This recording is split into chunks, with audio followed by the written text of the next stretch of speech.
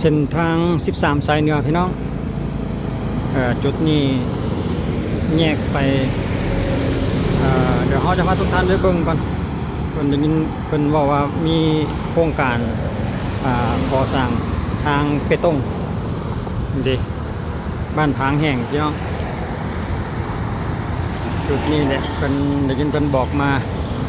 ข้าพเจ้าก็เลยจะมาเบิ่งด้วยตัวจริงเส้นทาง13สายเหนือพี่น้องเราจะเข้าไปตามป้ายนี่เบื้องก่อนบ้านพังแห่งเมืองนาทรายทองนครหลวงเวียงจันทร์ก่อนที่เข้าไปเนี่ยเขาก็สังเกตเห็นแล้วว่าเพิ่นมีคลองระบายน้ำมาสมกับเพิ่นว่าแท้ๆเด้พี่น้องทางเทไปต้งเสริมเล็กเนาะหรือว่าทางคอนกรีตสำหรับจุดนี้จากจุดนี้บ้านพังแห่งไปหาบ้านดงหลวงพื้นที่ของเมืองนาทรายทองพี่น้องมาเบิ่งตัวจริงอีกทีหนึ่งแต่ว่ารู้สึกว่าจะเห็นคลองระบายน้ำเนี่ยมาแต่ฝากเดียว สงสัยจะอยู่ในช่วงระหว่างดำเนินการเฮ็ดไปเรื่อยแบบนั้นนะเพิ่นอาจจะมีเวลาหลายอยู่เนาะรู้สึกว่าตามข้อมูลระบุบอกมาว่าประมาณ3ปีพุ่นเด้2 หรือ 3 ปีพุ่นแหละตามการสัญญาสำเร็จเส้นทางเป็นกาเป็นว่าอยู่ประมาณ3 กิโลเมตรประมาณนั้นเนาะรวมก็มีหลายเส้นหลายสายพี่น้องเอิญอยู่ในเขตเมืองนาทรายทองนี่กับถือว่าหลายได้โครงการก่อสร้างเส้นทางบ่ว่าจะเป็นทางเป็ดต้งหรือว่าทางปูยางนะก็สังเกตเห็นเดี๋ยวมื้อนี้ข้าพเจ้าจะพาทุกท่านแล่นไปว่าแผนการของเพิ่นนี่เฮ็ดไปฮอดจุดใดแล้วเนาะสำหรับเกี่ยวกับคลองระบายน้ำก่อนที่เพิ่นจะเทคอนกรีตนี่เพิ่นก็ต้องได้เฮ็ดเกี่ยวกับคลองระบายน้ำให้สำเร็จซะก่อนเนาะเพราะว่าสังเกตเห็นแต่ละจุดแต่ละเส้นแต่ละสายหั่นน่ะเพิ่นจะเร่งเกี่ยวกับคลองระบายน้ำนี่เป็นส่วนหลายให้สำเร็จไปตามขั้นตอนเพิ่นก็จะอยู่ประมาณนั้นคิดว่า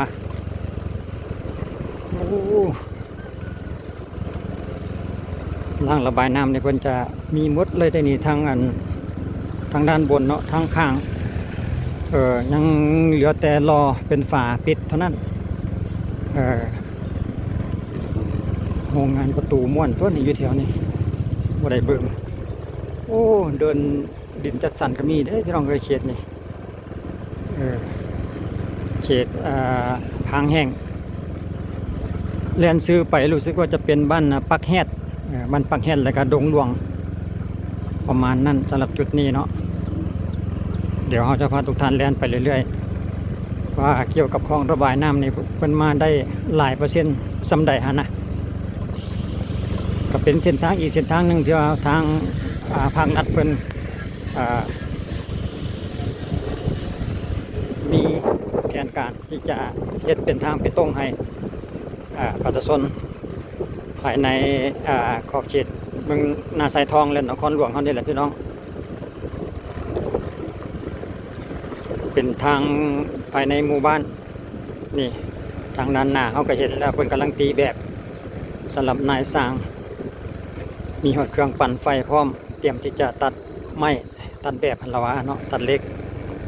นี่เสียงมาเพิ่นก็ยังลงมือไปอย่างต่อเนื่องอยู่คือกันกำลังเข้าแบบเป็นจุดห้อยต่อส่วนมาจุดนี้แล้วก็ยังเหลือเกี่ยวกับปิดทางด้านบนเนาะเททับทางด้านทางเทิงของฝาของรางน้ำก็ถือว่ามาหลายสมควรสำหรับเกี่ยวกับคลองระบายน้ำต่างแต่ว่าหากสังเกตเห็นมีแต่เบื้องเดียวทีมงานเพิ่นแคมป์ของเพิ่นน้อยนึงมีรถจกรถดำไว้มีตู้ไฟถนนเฝ้าอุปกรณ์เครื่องไม้เครื่องมือกักจนกลไกของเพิ่นจะมีไอ้น้องนอนยามยาวเจ็ดเลยพี่น้องสุดตาเลยว่ะขอสมเสยอีกทีหนึ่งสำหรับการเร่งรัดพัฒนาเกี่ยวกับถนนหนทางอยู่ขอบเขตนครหลวงเฮาพี่น้อง ก็เป็นผลดีเนาะถึงอาจจะบ่ไวแต่ว่าเพิ่นก็ยังเฮ็ดไปทุกมื้อทุกเดือนทุกปีประมาณนั้นหั้นนะตามที่ว่าเพิ่นเซ็นสัญญากันโอ้ยาวเหยียดเลยเททั้งสองฝาข้างเททั้งด้านข้างเรียบร้อยเหลือแต่เททับเท่านั้น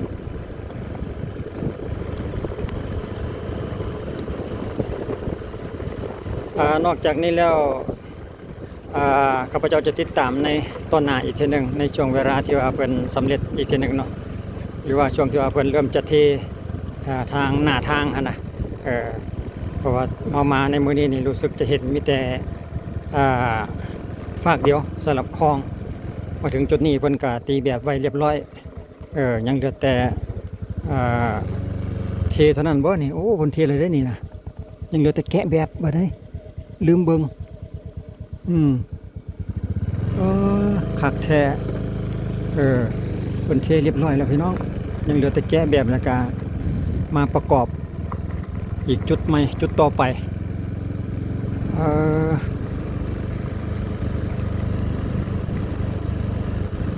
ทางเส้นนี้นี่จะร่วมกันไปอาจจะอยู่ในเขตบ้านปักแฮดแดแล้วก็บ้านดงหลวงแดแล้วนี่ตามที่เขาสังเกตเบิ่งป้ายเพิ่นเนาะเด้จุดนี้เพิ่นกำลังปรับพื้นท้องล้างไว้นี่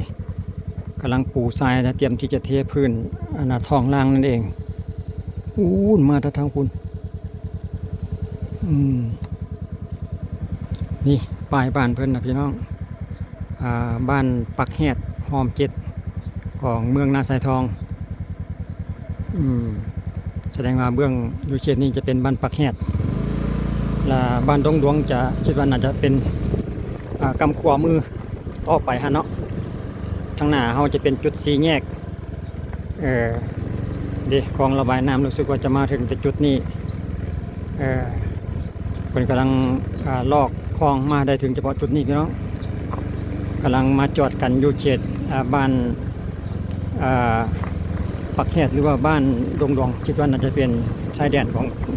แต่ละหมู่บ้านของเพื่อนนั่นเองจุดนี้จะเป็นสีแยกจะมีป้ายบ้านของเพื่อนบ้านปักแฮดจุดนี้เนาะทางซ้าย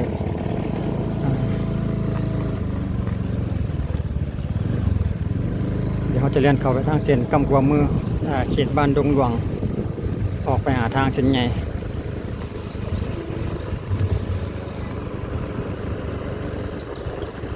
เขตบ้านดงหลวงทางด้านหน้าเขาก็จะไปบรรจบกันกับเส้นทาง13สายเหนือ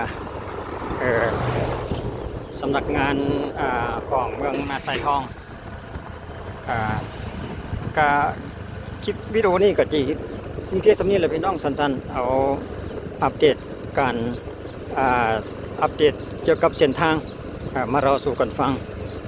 เฮาก็เห็นแล้วดังเมื่อกี้นี้ก็บอกไกลพี่น้องประมาณ3กิโลเมตรปลายเนาะ3กิโลเมตรนี่แหละประมาณนั้น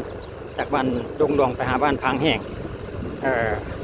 ก็จะมีเพียงสำนี้เอามาเราสู่กันฟัง